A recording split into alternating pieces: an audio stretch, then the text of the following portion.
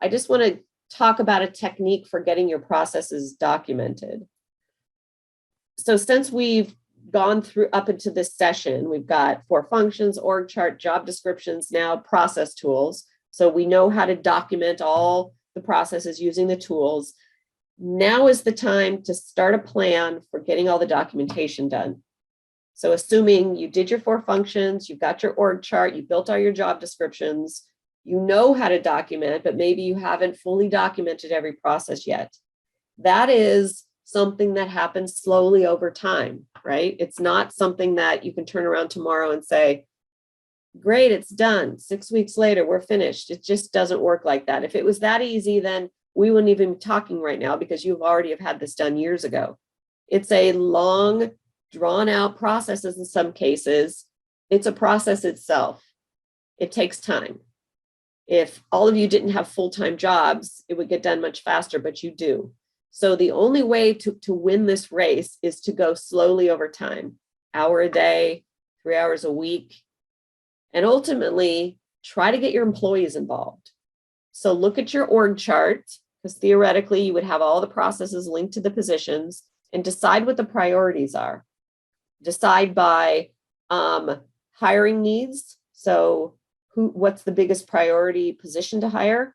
It could be because you need more leads and more and better sales conversion. So it could be over here. It could be that you really need to get the training down for this so they can handle more capacity. So it could be operations. You could have very little admin support and people are running around having to do all that themselves and dealing with bad information. So it could be admin support. So assess the need and then just use that as a way to prioritize. Think about every department and which employees would be good at documenting.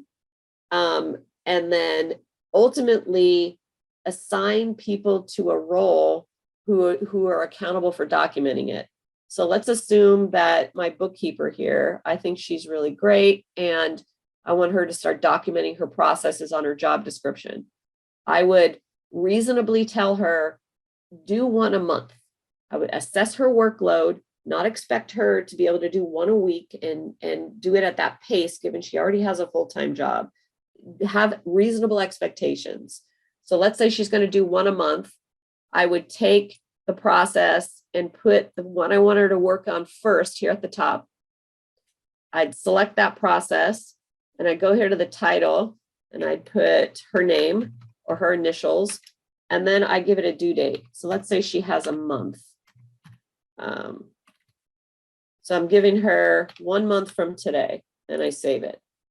So now when Mary goes into TouchStone and looks at her job description, she's going to see the process she's supposed to be working on right here at the top with a reasonable date of completion. This allows me as her manager to know that I've assigned this to her and what the date is that I want her to complete it by. It also reminds her when it's due. The reason her name is here is because maybe this accounts receivable process is linked to numerous positions, and I want everybody who has access to it to know that Mary's the one who's working on it. So this date rolls around, I as her manager reviews it, talks about it, extends it if it needs more work. If I'm happy with it, I then go and delete this. I mark it as complete.